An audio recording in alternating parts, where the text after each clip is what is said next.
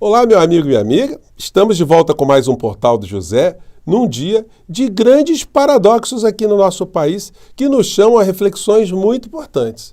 Enquanto uma parcela considerável aqui do nosso país está enxergando as coisas com mais otimismo, enxergando situações do mundo concreto que apontam para situações mais positivas no futuro, para uma outra parcela, isso tudo é sinal de derrota, é sinal de pessimismo, é sinal de tristeza, é aquilo que a gente chama de paradoxo civilizatório. Para essas pessoas, o ambiente está muito ruim. Como é que uma pessoa que é absolutamente pessimista consegue viver num ambiente de positividade? É isso que está acontecendo com o bolsonarismo. A cada nova conquista cultural para a sociedade brasileira, para eles é uma derrota. A cada nova conquista econômica, para eles é uma derrota. A cada emancipação, cada conquista de direitos de grupos minoritários em exercícios de direitos aqui no nosso país, para essas pessoas também é uma derrota. A cada nova invenção, a cada nova criatividade é uma derrota. Então está complicado para essas pessoas, né? A cada passo que o direito avança, que a justiça avança, também é uma derrota para essas pessoas. Bom, eu vou mostrar aqui para vocês uma série de situações, uma série de cenas e acontecimentos que se deram hoje no Brasil, que comprovam tudo isso que eu estou dizendo aqui e trazer também algumas informações muito importantes de fora do nosso país. Antes de mais nada, quero convidar você que está chegando agora ao nosso portal e ainda não nos conhecia, e você que não é pessimista, para que você se inscreva aqui conosco. Você que é muito bem-vindo e muito bem-vinda. Conheça também os nossos outros vídeos. Se você gostar, compartilhe, recomende. Não se esqueça, dê o seu joinha, mande seu comentário. Se puder, se inscreva aqui também no nosso clube de membros. Você que é muito bem-vindo e muito bem-vinda, né? Eu gosto sempre de enfatizar bem esse convite aqui para você, tá legal? Então vamos lá aos nossos papos. Primeira notícia, né, que está movimentando o noticiário todo hoje, vai repercutir muito mais à noite. Recapturados no Pará. Dinheiro, celulares e armas são encontrados em carros que transportavam fugitivos em Mossoró. Isso para o bolsonarismo é uma derrota dupla. Primeiro que eles estavam torcendo para esses fugitivos jamais serem encontrados, né? Para ficarem colocando a culpa dessa fuga num governo como um todo, numa política pública prisional como um todo, numa política de segurança, né? Sempre fazendo associação que é um governo, ou que o progressismo, as pessoas civilizadas, elas sempre são protetoras de bandido, que é uma grande deformação que essas pessoas fazem, de uma forma bem vil, né? A forma bem bandida também. E a derrota para essas pessoas é muito maior porque não morreu ninguém nessa operação. Todos os dois fugitivos foram presos sem nenhum tipo de tiro e outras pessoas que estavam dando cobertura também foram presas. Então a situação, além de ficar muito ruim para esses dois, piorou para outros que estavam soltos e ainda teremos aí um desbaratamento de mais situações coligadas com esses criminosos aí, né? Então foi uma derrota hoje muito triste para o bolsonarismo, né? E tem outra coisa também que está acontecendo que causa muita confusão, né? Quando há uma mistura de política com religião. O mentor espiritual, constitucional, jurídico, matrimonial, constitucional de todas as formas, né, do inelegível, ele está cada vez mais se apresentando como uma espécie de líder partidário. Todo mundo está indo atrás dele, todo mundo da extrema direita. E algumas contradições ele precisaria explicar também, né? Hoje ele começou a atacar os seus irmãos evangélicos deputados, chamando alguns deles de corruptos, de bandidos, de venais. Ora, pastor, não pega bem falar isso de um irmão. E o senhor está falando isso de algum irmão? Dê nome aos bois. De vez em quando o senhor cobra esse tipo de situação, né? Vamos ver do que eu estou falando? Ele deu uma entrevista hoje para a Rádio Auriverde, tentando já articular uma nova manifestação para constranger o Supremo Tribunal Federal a não condenar o inelegível. Vamos ver o que ele disse hoje. Vamos lá. Também o senhor Arthur Lira se cala, porque ele é que tem o poder de comandar. Por exemplo, Daniel Silveira está preso por quê? Crime de opinião. Alexandre de Moraes instituiu no Brasil crime de opinião. Senhor Malafaia, em qualquer sociedade do mundo, o crime de ameaça, ele se faz normalmente por palavra, gestos ou algum tipo de ação.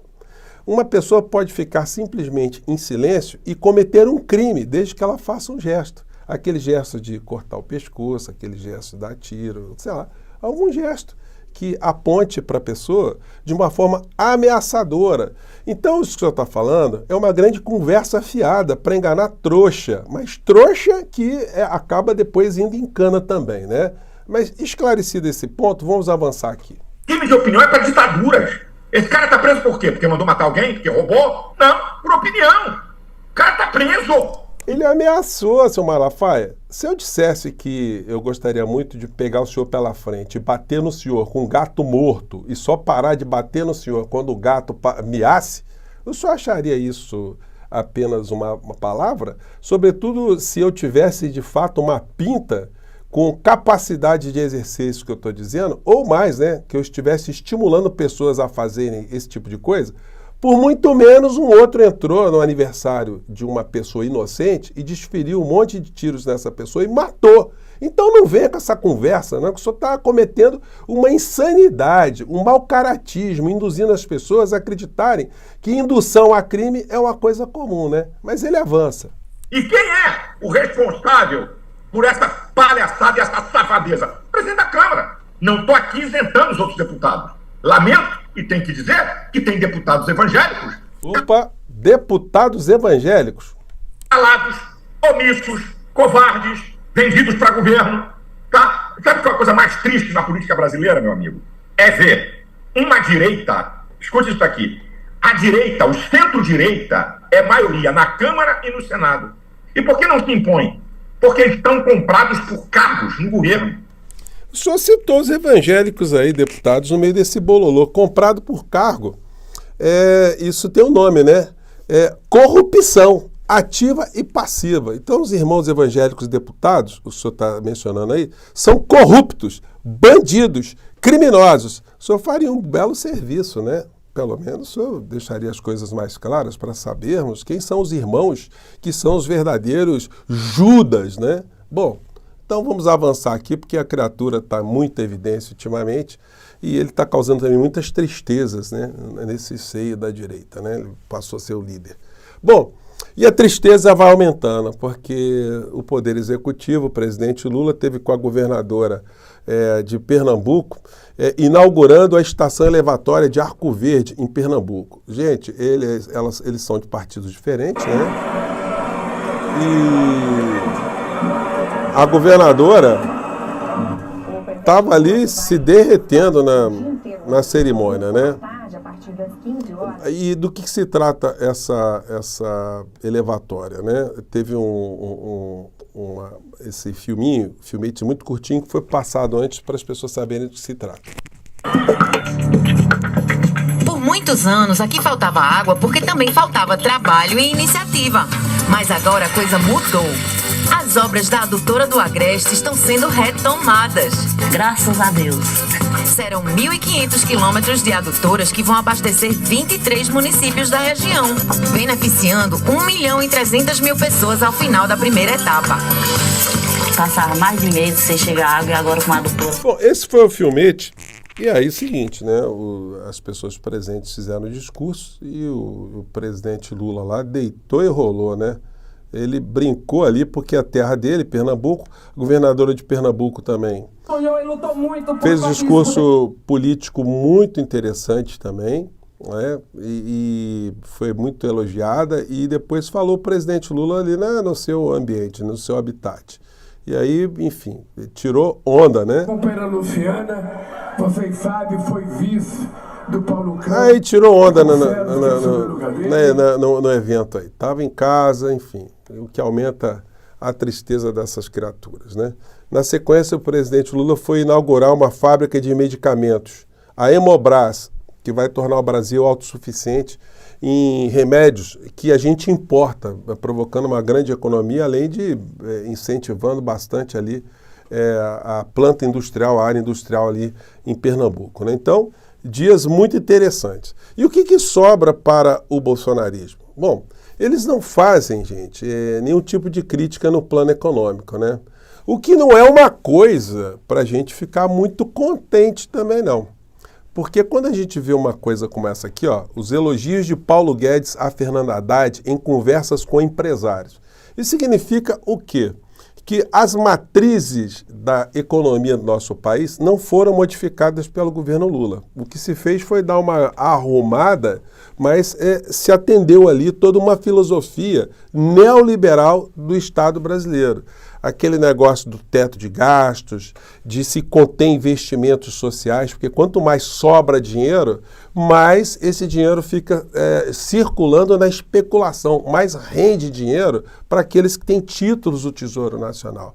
Então, esse tipo de mecanismo político, o Banco Central independente, colocando a taxa de juros que quer, o tripé macroeconômica, isso é uma herança, né?